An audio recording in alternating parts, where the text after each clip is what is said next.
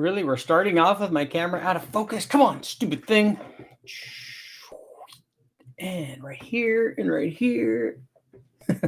Hey guys, I'm live and I'm trying to still get my freaking camera to work.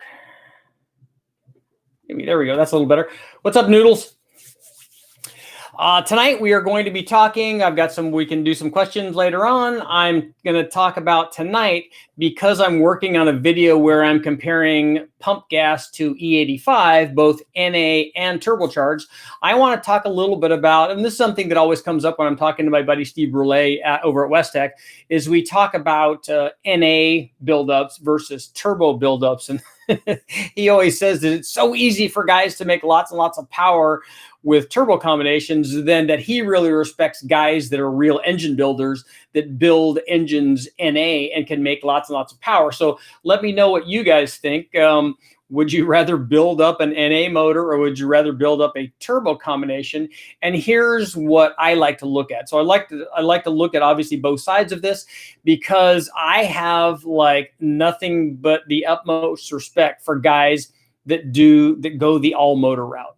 Obviously, there's an argument to be made, and we'll talk about that when we get into the turbo stuff, that an all motor route ultimately makes less power. I mean, it's really easy to make turbo stuff, but I like the fact that it's very hard to do. I mean, there's some very famous stuff, John F. Kennedy, we don't do this because it's easy. We do this because it's hard. And I think that that's a motto for the all motor guys, building a 10 or 11,000 RPM, very high RPM, very high specific output NA combination. It's hard. It takes a lot of work. It takes a lot of knowledge. It takes a lot of experimentation.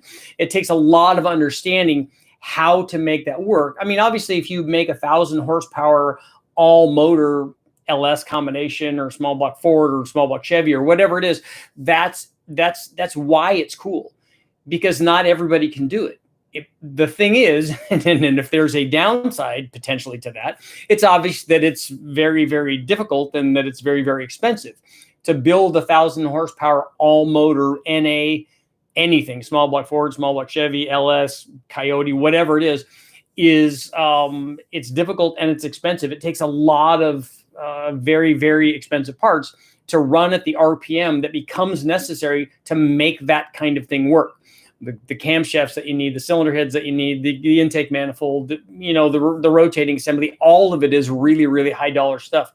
And that's assuming that you get it right the first time. And a lot of guys don't. They spend a lot of time developing that. And it's like I said, you're talking about dry sumps and just everything. Everything has to be right to make that kind of thing work. And when it does, it's super awesome. If you take a look at Ben over at EFI University and the Project Spinal Tap deal, they've made some very big power outputs, very, very high RPM stuff. And that's very, very cool. Same thing with the guys from SAM. Those guys have done some, if you guys are running in an all motor class and they're trying to make as much all motor power as they can in a given displacement, it's very, very cool. Same thing with the import guys. The guys over at Skunk are a perfect example, running all motor K-series Honda motors and making them big, making them high compression, making them RPM, running nitromethane, doing all kinds of cool stuff, because those are the rules and they have to make that within the rules. And that is very, very cool.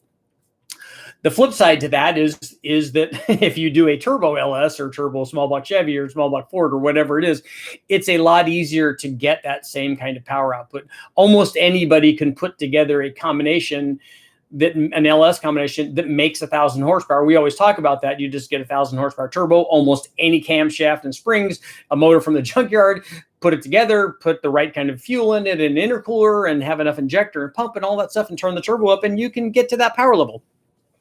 It's very, very easy to do, which is why it's so popular, which is why obviously most of us go that route and don't go the all motor route, because that's expensive and all that. But, and I guess the point I'm trying to make is that you don't have to choose between those two things. I mean, if we don't have any money, like most of us, then we're not going to go one of the routes. But that doesn't stop them both from being awesome. And that's the point of all this. And I get a lot of comments from people that say, oh, guys that are arguing about, oh, the modular Ford ultimately can make more power. Look what Mahovitz does, or that the LS makes more power, and look how easy it is. And it costs $40 from the wrecking yard or whatever. and they're missing the point that one of them doesn't have to be the only thing. They both actually can be cool, and they both actually are cool. As a matter of fact, all of them are. A Dodge Magnum is cool, and a V10, and has my go-to thing, a Nash Metropolitan. All of that can be cool, and it doesn't have to be only one thing. Just like with this, and this is the point that whenever I talk to Steve, I always try to rib him a little bit at Westech and say, hey, look, you can have all the 1,000 horsepower all motor stuff that you want. I can go down to the wrecking yard right now and build one for next to nothing, and have it do that power output. So if power output is the only thing, obviously there's a way to do that that's much less expensive. But that's not the only thing to look at. That doesn't stop these other things that guys are doing from being cool. They are very, very cool.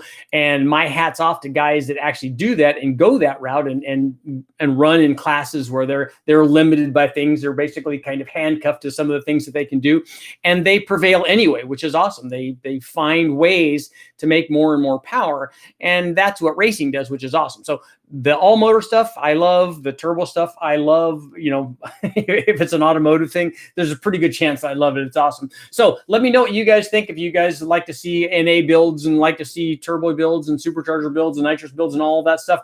But the video that I'm working on tonight, and I've just started filming it, and I will get to editing it tonight, is I did an E85 versus pump gas on the NA one, and E85 versus race gas on the turbo combination. So I want to show how much power E85 is worth and why I like it so much, and why I've kind of converted over to that from running race gas, with the possible exception of when I do big bang motors. I think that ultimately, and maybe somebody else out there might know this, I don't know how much power guys have run turbo LS combinations, for instance, or any kind of big bang application on E85. We normally run it on something that's 116 or 118 octane, and E85 is not up there, although it does have the benefit, obviously, of charge cooling. So I don't know ultimately which one of those you can run more power on. I suspect that it's the higher octane fuel and not E85.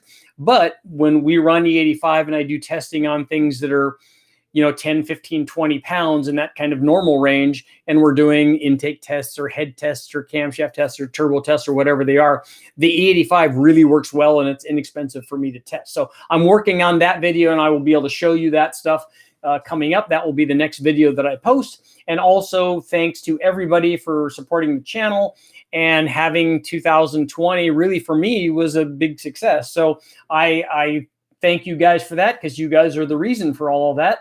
I did the easy part. All I had to do was put up dyno videos. So that was kind of an easy thing for me, but I enjoy all the feedback that I get from you guys, and obviously having you guys watch the videos and stuff. That's awesome. So let's get to some questions now. Let me go back and see if I can find some here that were early on. Noodles Racing, I'm enjoying these. Unfortunately, next week I'm back to work. Yes, I think everybody. Oh, Germany's in the house. I like that. Autobahn's in the house. So Thomas, from now on, your nickname is going to be Autobahn. Travis, once you go turbo, you don't go back. Yep, that's good.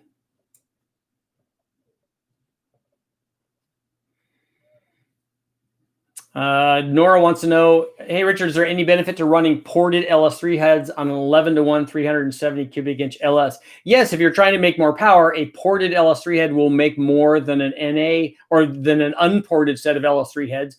If you're running a turbo, then I wouldn't worry about it. Paul wants to know, how do I determine what amount of boost I need? The answer you're looking for is the word more. You need more boost. No, just tell me what kind of power output you want, and take your NA power output. If you're making 500 and you want to make 1,000, if you're making 500 NA and you want to make 1,000, add 14.7 pounds boost, or somewhere near there, with the right amount of intercooling and timing and that kind of thing, and you should get really close.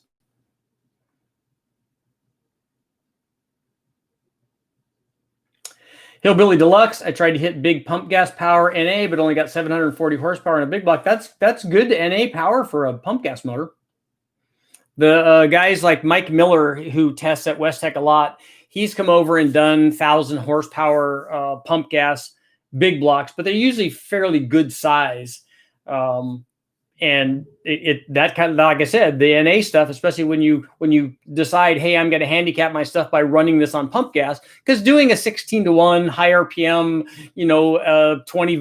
20 degree big blocks head with tunnel rams and a dry sump, all that stuff, it's fairly easy to get that kind of power output. But when you decide, hey, I want to do it with a conventional 24 degree head, and I want to do it on pump gas, and you start handicapping yourself, it becomes a lot harder, and it's a lot more impressive.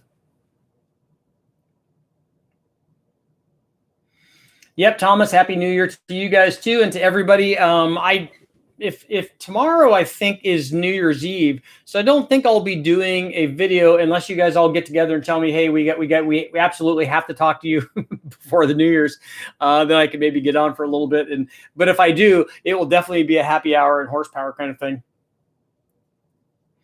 Paul wants to know if I've changed shirts from the last stream. I have lots of these red color ones because they're the speed secrets and stuff.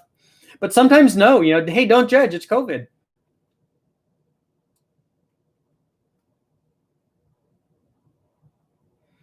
Nick wants to know 4V heads, can valve, 2-valve heads, straight 2V heads. Actually, the test that I want to do, I would like to do a Boss or a Cleveland and actually test 2V versus 4V heads, where I make everything the same, where I make the compression the same. I want to run the same cam, and I know guys are going to tell me, no, yeah, I got to have a 4V cam and a 2V, and then run a 2V cam, and that's all nonsense. But I want to do that test. So I want to make sure that I have the same kind of intake manifold and be able to run those, because I've seen other places that have run that test and said, oh yeah, the 2V is definitely the way to go. And I absolutely think that that's not anywhere near the case, judging by what the flow rate of the cylinder heads are. I don't see how that can be the case. Eric wants to know if a two-step damages the motor. In my opinion, it does. I hate the sound of a two-step. I mean, I like what they do, and I know why they do them. But if you're sitting at the starting line of a drag race and you hear, like I remember going there and watching Mahovitz run, watching that little 4.6 up on the two-step and thinking of what's going on with the chains and all that, I don't see how that can be good for a motor. And I have a lot of mechanical empathy because I run lots and lots of motors on the dyno, and I care about the motors, and that like borders on abuse for me. I don't like to see that, but guys have to do it, and it makes the car run fast, so I understand.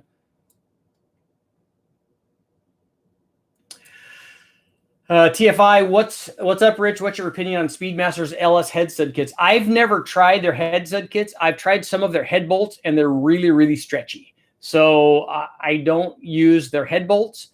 I've talked to guys that have, but until I test them, I can't really give you my opinion on them. The bolts were not good. Come on. Why does it fade in and out like that? I need to adjust figure out a way to get to maybe a different camera is going to help me out. James wants a 410 sprint car engine. Those things make real power. Those are real NA combinations. Those are like 900 or 950, I think.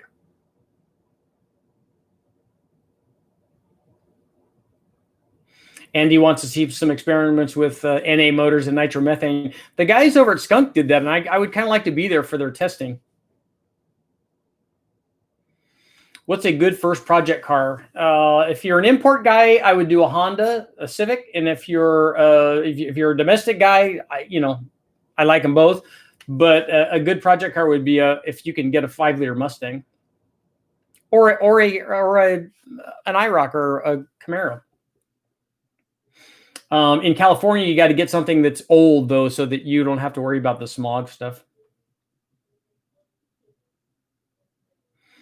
Larry wants to know what's the most you've gotten out of a stock Vortec 350. I haven't run a stock Vortec 350 under boost.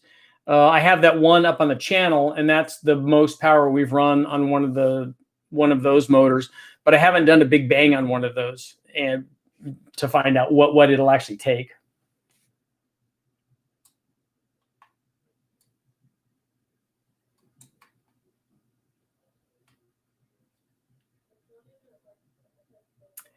Zelly, all motors equals right now on-demand power. Yeah, but think about this, and this is what I always talk to people about when they're talking about turbo lag. So if turbo lag is the time that it takes for the NA motor to spool up the turbo and for the turbo to add more power, does an NA motor then have 100% turbo lag? Is it always on the lag part? Sneaker Kid wants to know, does T6 and T4 have anything to do with the output of the turbo, or is it just a different flange? The answer to that is yes and no. A T4 turbo hot side might limit the turbo flow if you run into the flow limit of the hot side before you run into the flow limit of the compressor side. If you run into the flow limit of the compressor side and the T4 hot side is sized big enough to allow you to do that, then it won't be a problem. If you run into the flow rate of the hot side and you step up to a T6 that flows more, and then that allows you to get to the flow rate of the compressor side, then yes, then the T6 will help.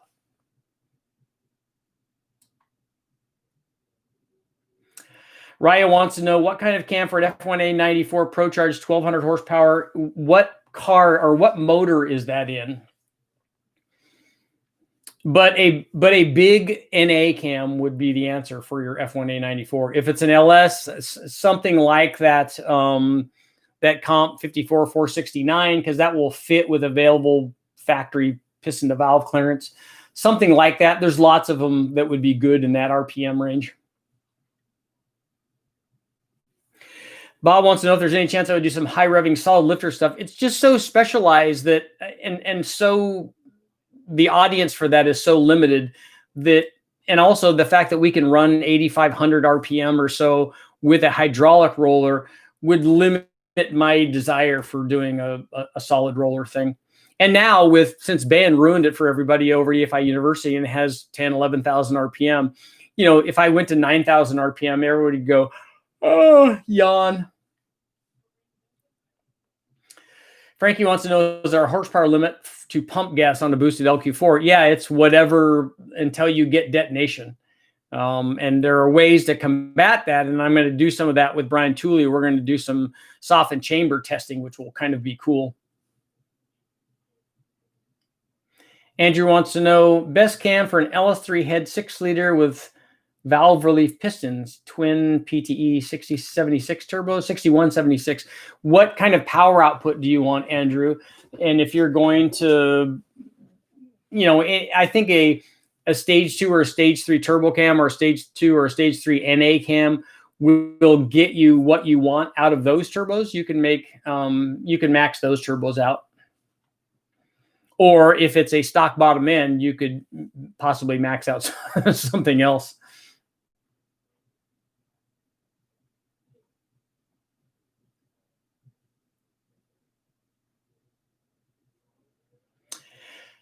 Andrew wants to know, and this is a good question. It's something I wanted to test. We've run some tests way back, and the guys from Hot Rod have done some tests on this. He wants to know about an air filter on a turbo. I like running filters on turbos. We ran them on our Bonneville Civic. I don't run them on the engine dyno only because we know that the turbo is not going to suck in any rocks or debris or birds or small children, that kind of stuff from out on the street. So, but if you're driving it around, yeah, it's a good idea. It's a good idea on any motor to have a filter because you ingest a lot of dirt particles. It's definitely not good for the motor and probably not good for the turbo either. And you want to know how much power it hurts. It depends on what size the filter is and what the power output is and what the airflow demand is. There's a lot of stuff.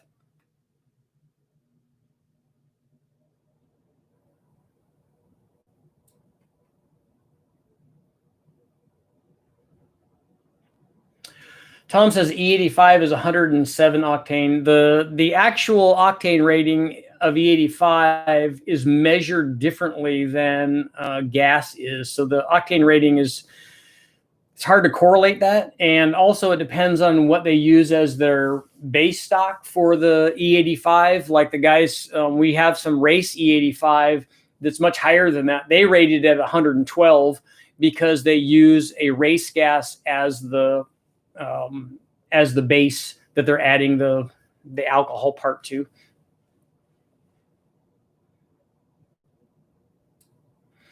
Scott wants to see a traditional Pontiac build, and he'd like to see 1,000 horsepower. I've never built one that makes 300 or 400 horsepower yet, so I gotta have baby steps. I gotta walk before I can run. But there's guys out there obviously doing turbo stuff, and if you build a 400 or 500 horsepower Pontiac 455 and you add boost to it, there's no reason you can't get to that number. I just don't know about any of the strength limits on some of the Pontiac stuff. But I like the fact that there's aftermarket heads for them now.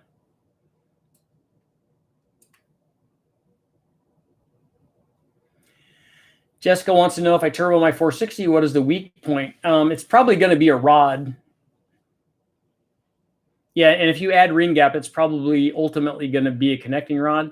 But I don't know where that would be. I haven't done a lot of 460 boosted testing. And I want to do that. We have that 429 that I'm going to run, although we're not going to run a ton of power on it. We're going to run some, but I need to get like a 460 and one that's in decent shape and run it and find out kind of what we have to work with.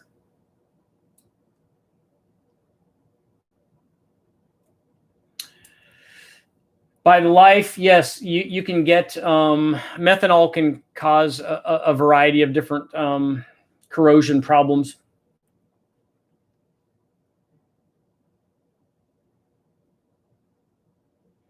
Tahoe Jones, what's up?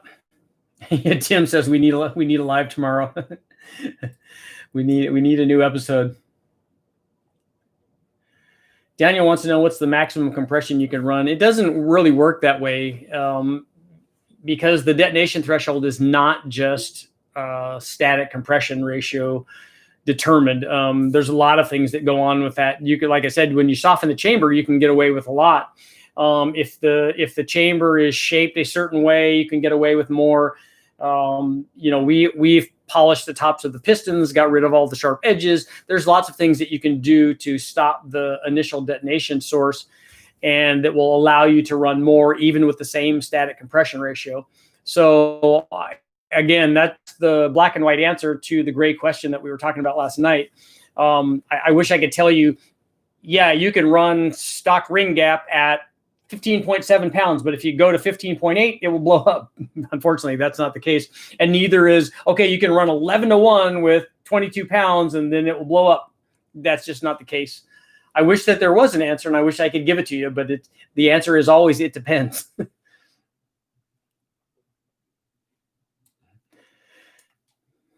Randall says it's happy hour every day. Does that mean I'm an alcoholic? No. It just means you're fun.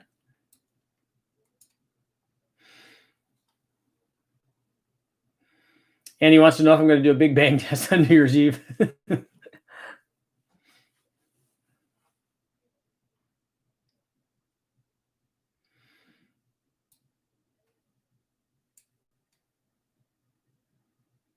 How can I find the direction the piston rings are supposed to point? Almost every piston ring manufacturer, when you buy them in the box, they will tell you how to orient the piston, or any Haynes or Chilton manual or any factory manual. They'll all tell you where they want the rings oriented. Randall wants to know how many pulls you got on the 351 Big Bang motor before it let go. We got a lot because we ran a lot of tuning runs to get it to be right before we started doing dumb stuff with it. And so I think it would take a lot of runs at a reduced power. And if we were doing it correctly, it would have taken a lot of runs too.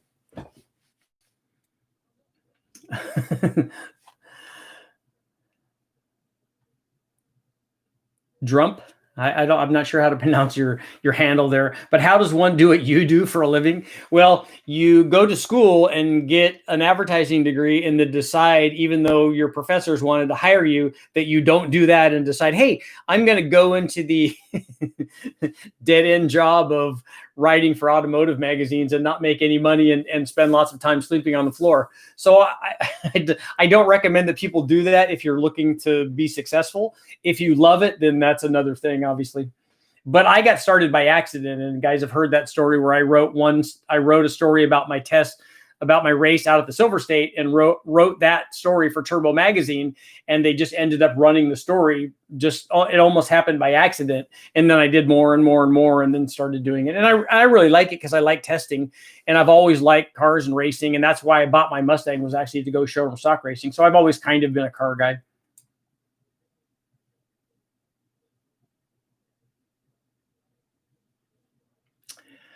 '69 Charger wants to know, I have a 440 and a '69 Charger, which right away is awesome, with a Mopar 509 cam, single plane, and a Holley 830. Long tubes, should I go aluminum heads or turbo? The 906 stock heads.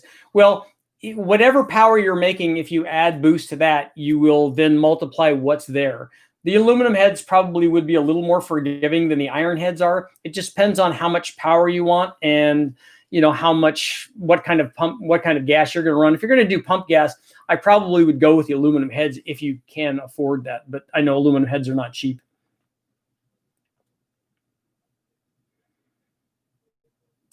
Seagate wants to know how much power is lost by charge temp. I know that there are guys out there that give you a direct correlation, and that direct correlation is nonsense. Correlations like that, just like how much power do I get from compression? We say 3 to 4% per one point of compression, but that amount only works in the narrow range. I think it only works from about 8 to 12 to 1. After that, you start, the mechanical efficiency and thermal efficiency start battling each other. And below that, it doesn't work either. And it's the same thing with charge temperature. If you change the charge temperature from 500 degrees to 510 degrees, the change isn't the same as it is going in the sweet spot range, I think. So my opinion is that the change in power versus charge temperature is a bell curve. So it's less at the cold extreme, and in the middle part, it does a lot. And then it's less at the hot extreme. That's my opinion. So you guys can argue amongst yourselves. What am I doing here? There we go. And I was about to delete all of you guys. Thomas wants to see a Big Bang 4G63. I do like those a lot. Tom wants to know, did I say I reuse head bolts on the Honda engine? I have, yes. On our Bonneville motor, I have head studs on it, and I reuse those head studs indefinitely. But I have reused stock Honda head bolts over and over and over again. And I know that you're not supposed to, but we have, because that's all we had.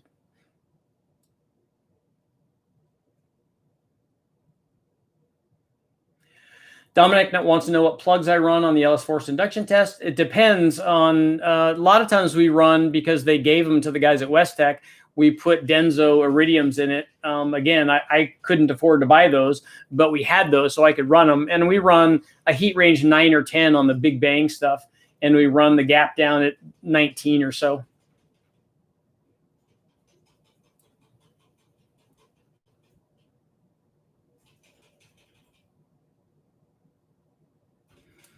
Super Vet, should I go ahead and gap the rings on my 5.3 for boost, even though I'm going to run it NA? Yes, you can run it NA with the ring gap. The ring gap will not affect the power.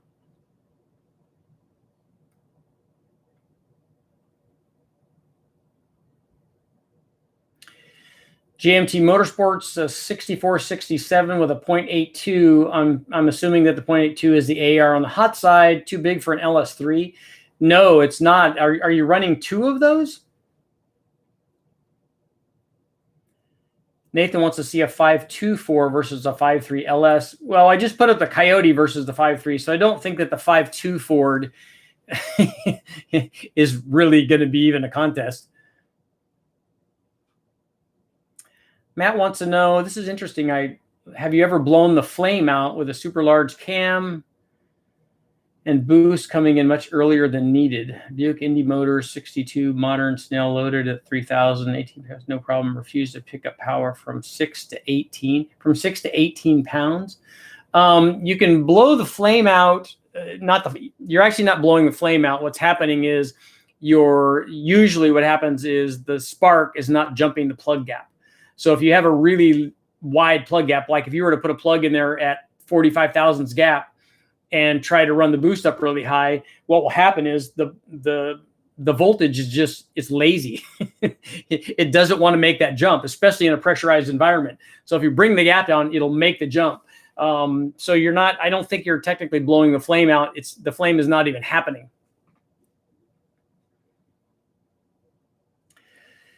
Derek wants to see a comparison of TBS blowers. The 250 versus 671 versus 871.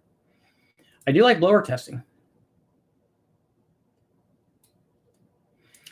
Larry wants to know what I think about rear mounted turbos. I plan on doing a test of those very, very soon here. CRH Garage wants to know, how does a bigger turbo at the same PSI make more power than a smaller turbo? If the smaller turbo is still able to support that boost level based on the NA power output, then the bigger turbo won't make any more power unless there's a big change in back pressure. Otherwise, they're going to make the same or really close to the same. Tor wants to know, will my stock 454 block handle twin 7675s over 1,000 horsepower? Yes, we run 1,000 horsepower on stock GM blocks all the time. I don't know that I would put it in an offshore boat and try to go 500 miles like that, but for driving it around, it will be fine.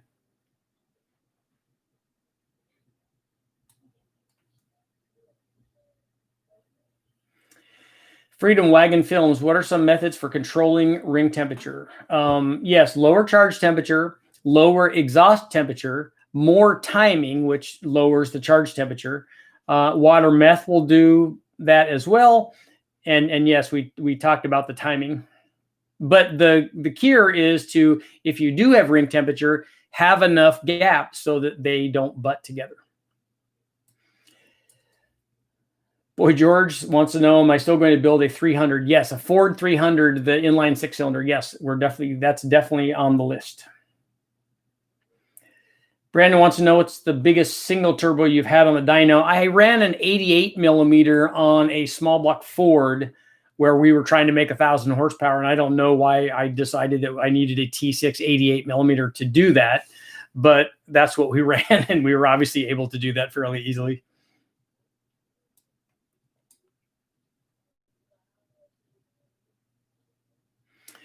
MC, would a turbo be good for towing? Yes, look at the factories using turbos for a lot of their truck stuff. As long as it's tuned right and you have heat shielding to keep the heat off of other stuff, it should be fine. The problem with a turbo for towing, if you're trying to run pump gas, is you have to run so little timing that you start getting into a point where you have really, really high EGTs and high ring temperature and yada, yada, yada. And it can become problematic.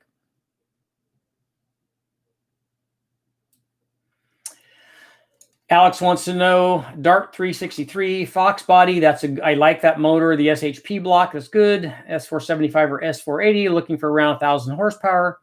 Also, is there a cam that will work? The XFI 236 cam that we run in a lot of stuff is pretty good. It will get you to a decent amount of power with that motor, and especially if you have good cylinder heads on it, which I hope you do.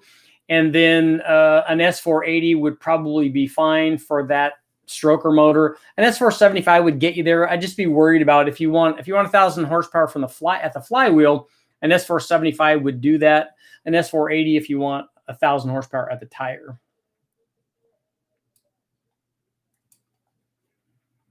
Seagate, we already answered your charge temperature, your question.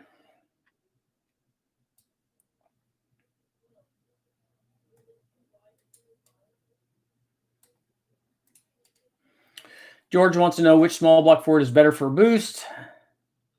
I would pick a 5.8 or over a 5-liter. And on the modular motors, you can run boost on any of those, but a 5.4 GT500 motor would be the ideal choice, or a 4.6 Terminator Cobra. Both of them 4 valves would be good.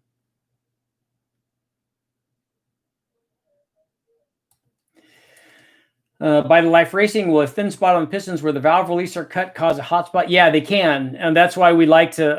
I like to go in if know that we're going to be doing some crazy stuff with it. I'll take the piston before we put the motor together, and I take like 1,000 grit sandpaper or something, and what I'll do is I'll go in or a cartridge roll, and I'll go in and knock all the hot spots or the sharp edges off of the piston and just make them all rounded. And I don't have any data to show you, okay, it had this much detonation before and had this much detonation after. I just know that it makes me feel better that those hot spots, a sharp edge like that is always a potential propagation point for that.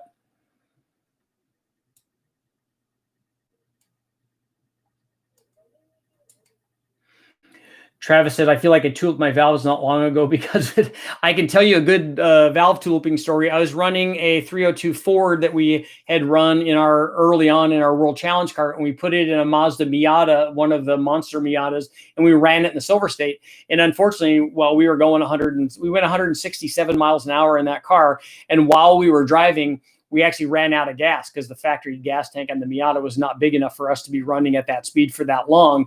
And what happened is the thing started to lose power and started to lose a lot of power. And we didn't know. We ended up driving the thing home on about 3 good cylinders. And when we got the motor home and I took it apart, I took the head off and looked at it. And I'm like, after we took the valve cover off, I thought, all of those valves, this is an inline valve head, those should all be at the same height.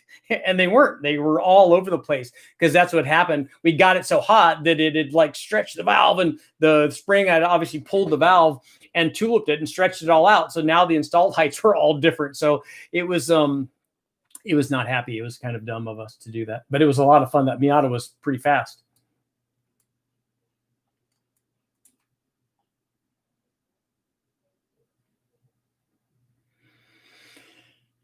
Tim wants to know what turbo to upgrade from a 7875 on a 351 street car only. Why would you need to upgrade from that turbo? That's like 1,000 horsepower turbo. Do you want more than that?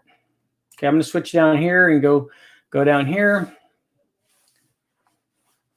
Any plans for diesels? No diesels, but rotaries I like. I just don't know how to hook the rotary up to the engine dyno. I actually would like to buy an old RX-7 and do some stuff to that. The problem is, California, I can't do, I want to put a turbo on it. I want to put a big side draft on it and header and all that stuff. And we just can't do that.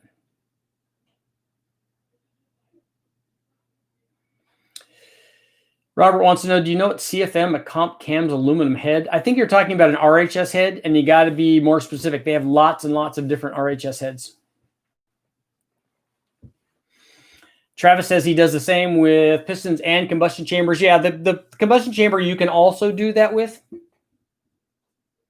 And by the same, I mean you can knock down all of the hot spots. Owen wants to know if I've ever done SRT4 stuff. I have, but only on the chassis dyno. We did some front mounts on those, and we did some turbo upgrades on them, and they were pretty cool. They're like every motor, you put more boost to it and put more intercooler on it, and it likes it. And then we did some E85 testing on one as well. Drill wants to know, Drill Sergeant, do I work on bicycles? What I really want is I do like bicycles. I have stuff for my kids, but I want an OG Schwinn with straight ups and a banana seat and a sissy bar and a 2-speed kickback, and maybe as an ultimate kind of thing, which we didn't get into later on, but a like a Springer shock on the front, the Springer fork. But if anybody out there knows what a 2-speed kickback is, you get extra points.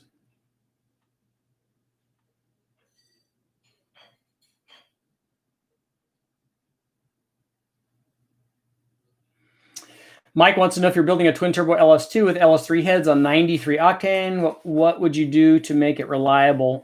If you put a cam in that combination, it's going to make pretty good power. With a cam and heads on the 6-liter like that, we made, you can make 550 or so NA. So if that's enough, or you could run low boost on it.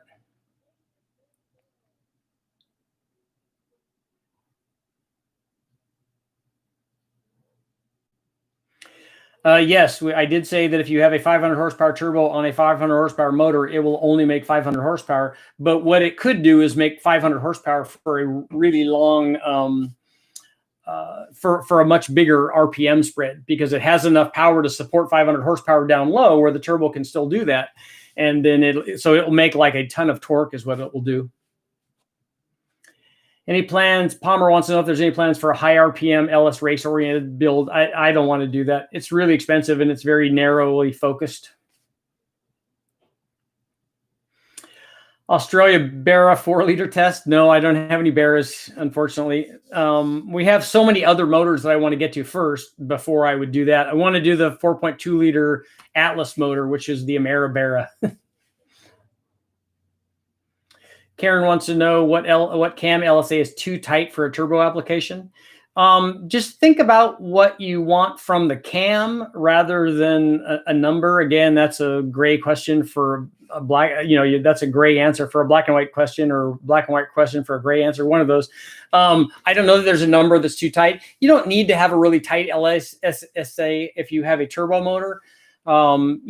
See what that cam does, what power curve it makes NA, and then you just multiply that with boost. The problem with going with a real tight LSA is you have other problems. You have idle quality problems and possible low speed throttle response problems and stuff. So, think about what you're doing with the cam and then add boost to it.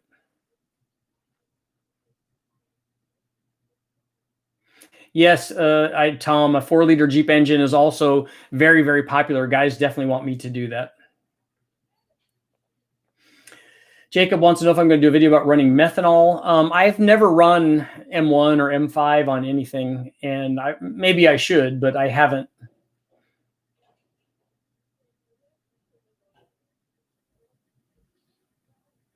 Palmer wants to know if I'm going to do a 2JZ turbo Big Bang. Probably not. There's too many guys out there that run really, really crazy power numbers with that.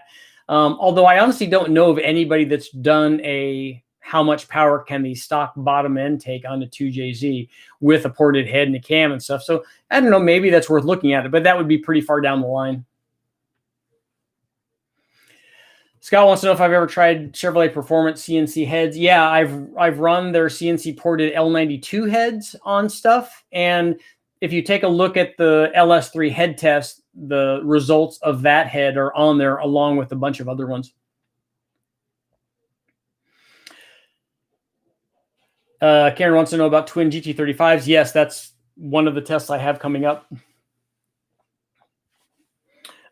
Randall says gapless rings are worthless. I'm assuming that that's a question, and no, they're not. They do work, because a gapless ring really isn't gapless. They overlap, so they don't. When they overlap, if a ring butts up like this, but a gapless ring overlaps, and so maybe there's more room. Although I think that they still have edges on them. Man, it's been so long since I ran the gapless rings. I think I used those in my Engine Masters motor. So I have to look at the design of that before I can say, but we've run them and they work well. I don't know that I would put them on a turbo application though. Daniel wants to know if I've ever run the Terminator. I think you're talking about the Terminator X from Holley, and I have not. I only ever test on HP and the Dominator, which are basically the same for what we're doing. Robert wants to know if I think twin GT45s will be too much for a VK56. It depends on the power that you need. If you're only looking for 1,000, then step down to a GT35. If you want to do more than that, then GT45s will go up to, 1,300 or 1,400 probably.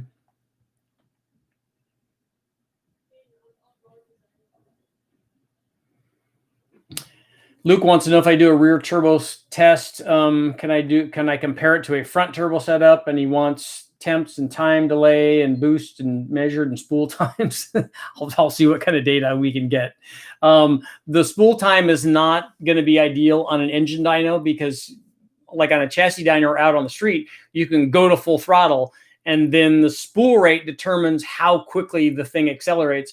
But in an engine dyno, the dyno determines how quickly the motor accelerates. We tested it usually at 300 RPM per second.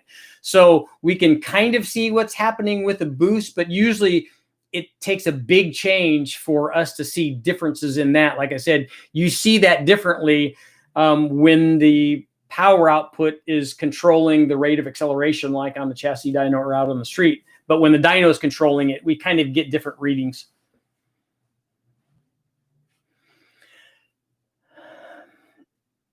Opry wants to know what's the best torque combination for an LQ4. The things that help torque production, long tube headers, runner length, compression, displacement, mild cam timing. And since people are most interested in torque down in the 2000 to 3500 range, it's hard to get big gains down there with a camshaft that's not the factory camshaft.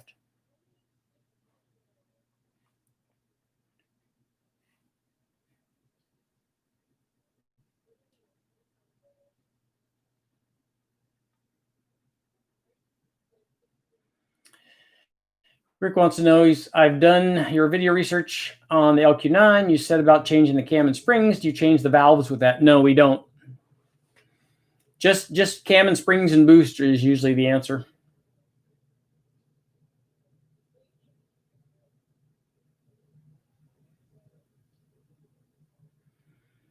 Guys say that, Nick Nasty says, guys say that rear mounts have lag, but the same guys pipe from the engine to the intercoolers in the trunk and back up to the engine. And that's part of the problem, because it's not just, especially if you remote mount the turbos, it's not just the lag of the exhaust going to the turbos, and then the turbos have to run. There's also lag potentially from the cold side, from the compressor, of that air running up to back into the motor. So you have two lengths where you're doing that. So it's, double your pleasure or double the problems. Yeah, Tim, VTR has a truck cam, and I've tested that. But again, at 2,000 RPM or so, or even 2,500 RPM, the torque cam is not a huge change from what's already there.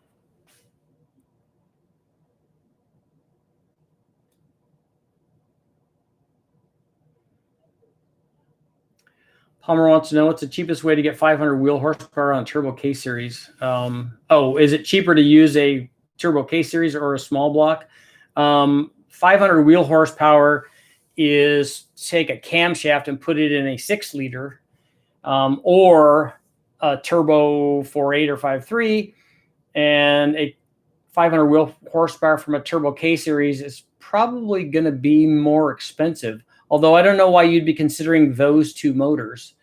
What are you going to put those two in? Those two would be go in different cars, I would think.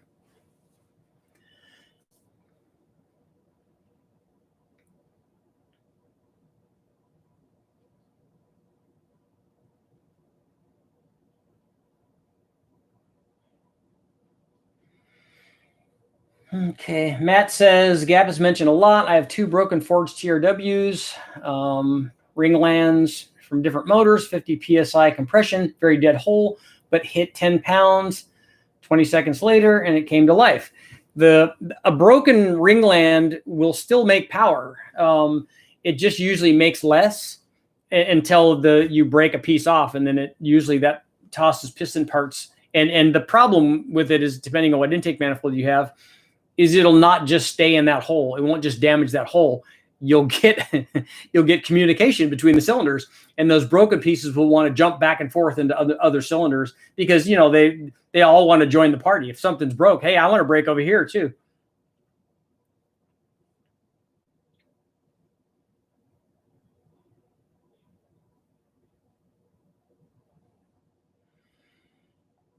Palmer, yeah, Porsche motor, that's not going to happen.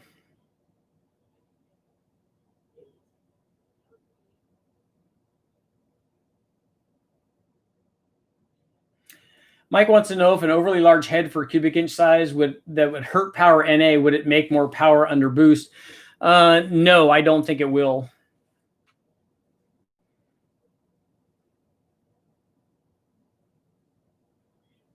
Usually the rule is if it helps NA, it will help under boost.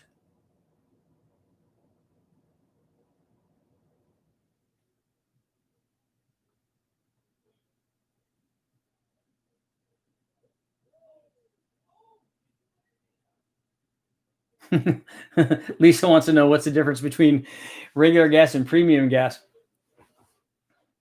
Well, you can run lots more boost on premium gas, like in your fancy car. Are there any? I want to know from Lisa. Are there any drinks out in the kitchen?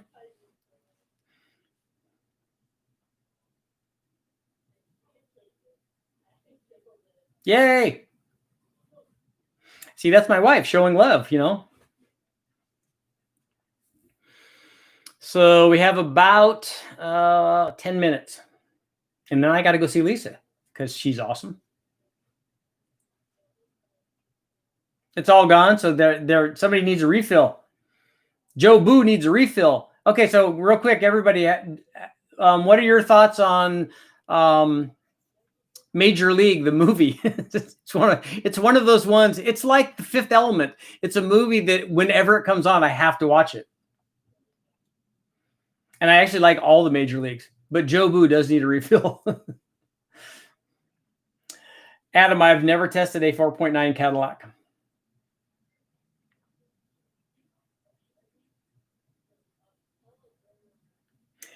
Lisa has a turbo on her car.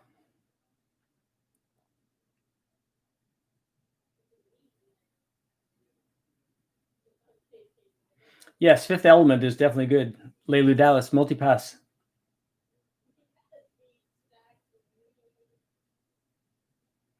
Brian wants to know if you can turn boost off to save gas for daily driving. Actually, the boost is not going to hurt you unless you're running in boost. But when you're driving around, you're actually not in boost. Just ask Lisa because she can see on her display on her fancy car that when she's running boost, and she is all turbo for the win. Her car runs 20 pounds.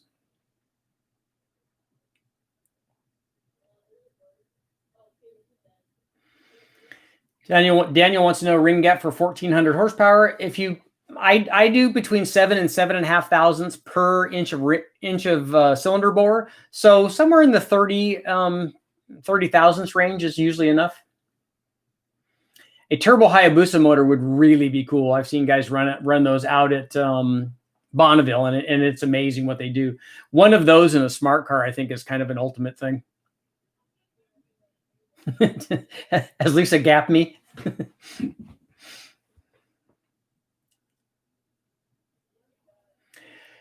Rulowski, when are you going to do the Peanut Port Gen 5 454 again, this time with turbo? I have actually run a Peanut Port motor with boost. We ran one of them with a single turbo on it, and it does exactly the same as everything else. I think it made 400 or 450 horsepower, and then I'll have to look back and see how much boost we ran with it. But I think it did 700 or 800 horsepower. CRH Garage, does running methanol mean you don't need ring gap? No, I don't think that that's the case. Because while methanol may improve the charge temperature, you're still going to have a lot of combustion temperature. And you're going to have ring growth. Although, like I said, I haven't run methanol, so it might be that you can get away with more or less gap, I should say, running methanol than other fuels and maybe E85. I haven't done that strict of a test, and I honestly don't know how you would unless you did it to the damage point, and then it would be very expensive. Lisa does drive very fast. She drives a lot faster than I do out on the street. Yes, first last. Faster Problems does have a K24 500 wheel horsepower in a smart car, and it is like 17 different kinds of awesome. They do good stuff over there. Palmer wants to see a Big Bang V10. The V10 is definitely on the list as well, just like the 300 inline 6-cylinder Ford. And actually, I talked to Lucky over with Hot Rod Garage, Lucky, and told him, and we had a little conversation. I said, look, if I build a V10 and run my own custom intake manifold, the twin turbo, I said, do you have something that you guys could put it in so that you guys could actually run the thing on the track? And he said he thinks that they do. So that might be a cool kind of collaboration deal, because I like Lucky. He does good stuff over there.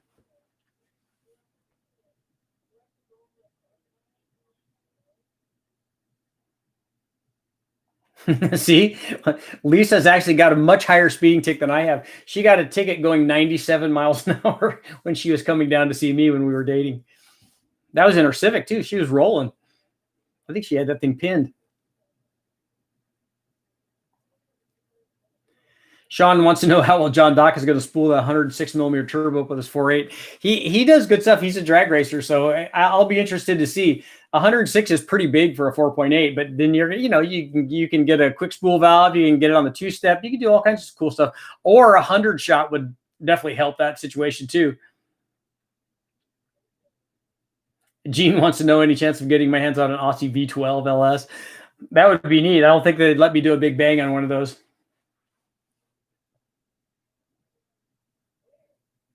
Yep, I agree. The dyno testing is awesome. It is cooler if you can actually see the motor in a car and have it run.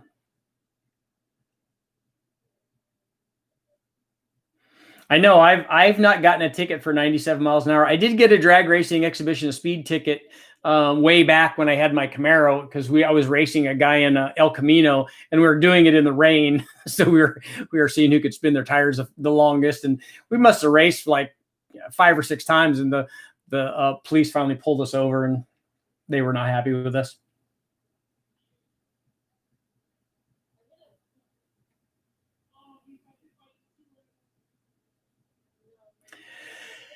Epic Scandinavian. If an engine is able to make more NA power than the turbo is capable of, what will adding the turbo do? It would be a waste of time. The only thing that it will do is it will add power where it can, and that will be in the low RPM range where the motor isn't making its peak power.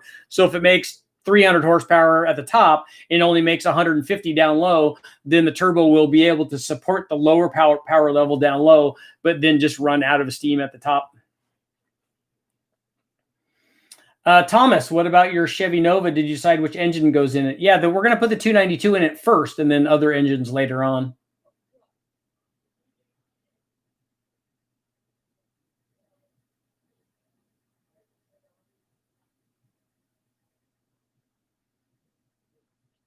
More power. Imagine your wife pulling a cannonball run move to the office just just to have it be a female cop. Actually, when we role play, she is the female cop.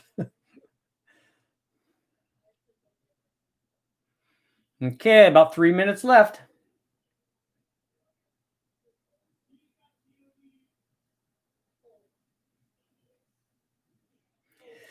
Noodles Racing, CO2 on the wastegate or nitrous for spooling big turbos. Yep, that works. Although you won't get any quicker turbo spool even if you shut the gate. So if you weld them closed, the turbo response is still going to be a function of the NA power output in the turbo that you're using until you get to the point where the wastegates would open.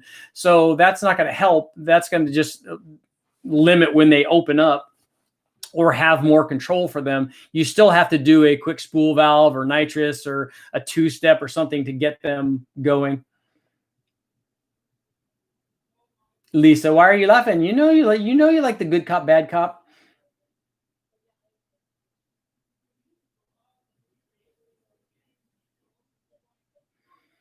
Epic Scandinavian, are distributorless ignitions just better? There's you can make lots of power with a distributor, a conventional single coil with Chevys and Fords and stuff, but having multiple coils improves basically what is the limiting factor of a single coil. It's the rise time. Like the coil has to energize every time. So if you're running a lot of RPM, it's hard for the coil to energize and spark each time. So if you have multiple coils, while this one is over here sparking, all the other ones can be like basically spooling up and getting ready. And that's what multiple coils do.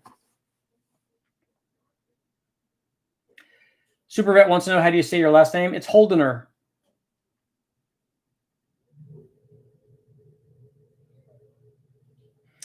Palmer, yes, a J Series V6 Big Bang. What I want to try to do, ideally, if I do the adapter for the K Series, I want to make that same adapter work for a V6 for the J Series, because I do want to run a J Series. I like those.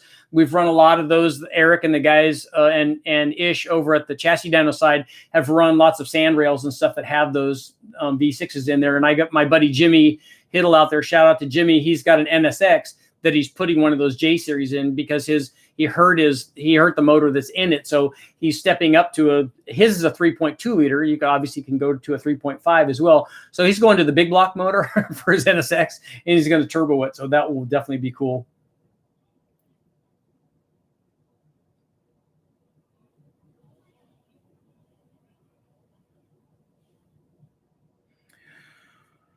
Lots of stock coils have 1.4 millisecond dwell. They'll hit hard but start to die at 2 milliseconds. We run ours at 4 or 4.5 sometimes on the Holly. Sketchy GT, you mentioned Steve at Power. Steve is an awesome guy. Their whole family is awesome. Steve has done way more for me than I ever even talk about back in the day at Powertrain. I got to run all of my Honda stuff when I was racing, when I was running U.S. touring car in my Civic and the Bonneville Civic, and that guy has done so much for me. I owe him a lot, so I'm gonna have to go down and next time I'm in Southern California, I have to drive down to Huntington Beach and see Steve. He's good people. And the guy's really sharp, and he's really good at tuning.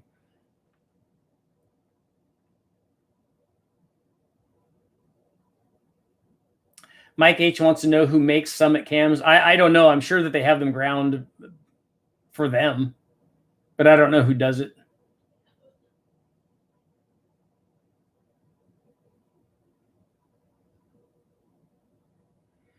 James said, Rich, I did some tuning on a TBSS with a 6.2 and an 88 millimeter VS Racing turbo.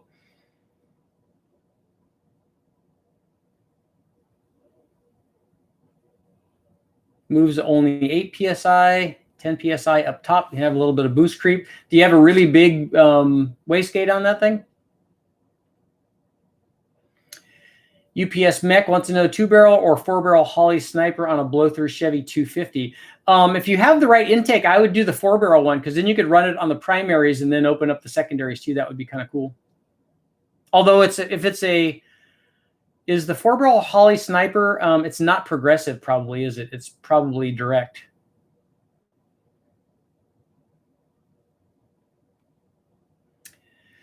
Unity Motorsports, Brian Wolf just made 1,400 on 14.5 pounds on the 7.3.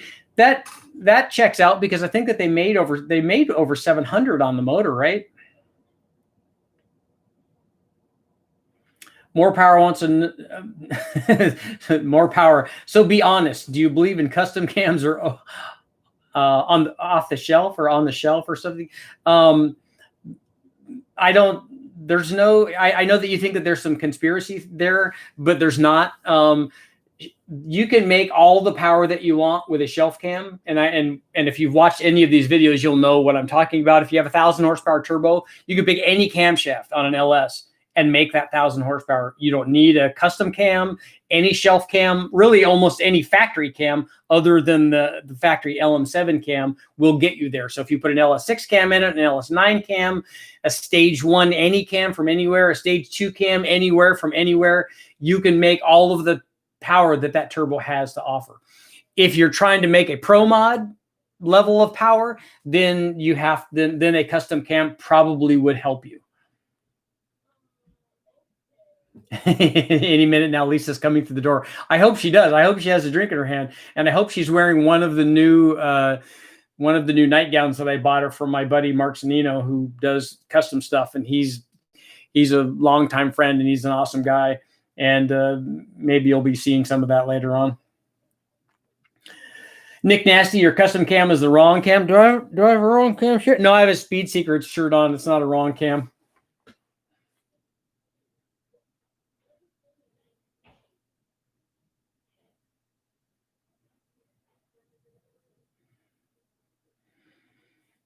Hell yeah, I want to put a Ford engine in my Camaro.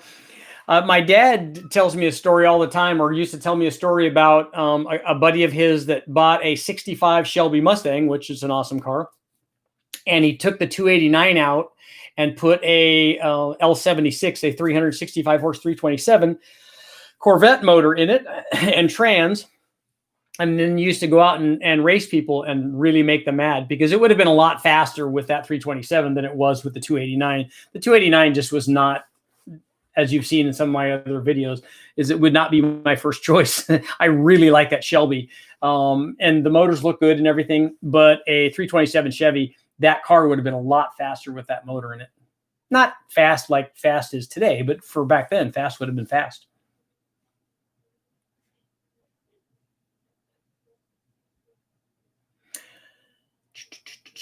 Yep, let's make some noise. Joe Price, what's up?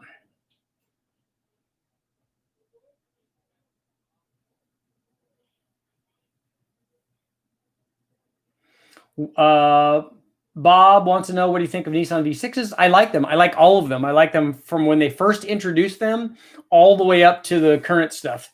I think that those are good motors with a lot of potential. And I wish that I have run more of those on the engine dyno. We've done some lots of chassis dyno stuff with them. The original 300 horsepower twin turbo Nissan were really cool when they first came out. And I got to back in the day, the guys from we were doing the stuff with the guys from Stillen and the guys from Turbo Magazine had built something called an SR71 back in the day. And so those twin turbo motors, with turbo upgrades and intercooler upgrades and injectors and stuff, they could make a lot of power.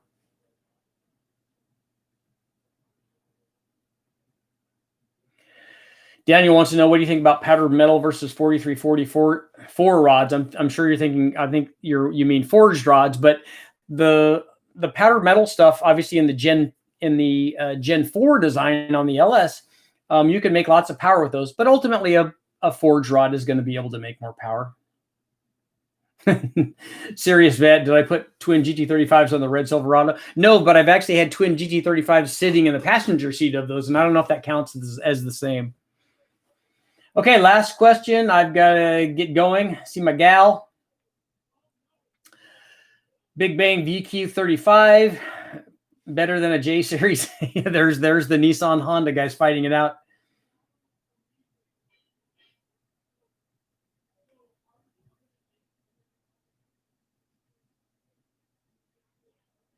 Come on, somebody's got to give me. There's got to be one more good question here. Come on, guys, bring it in.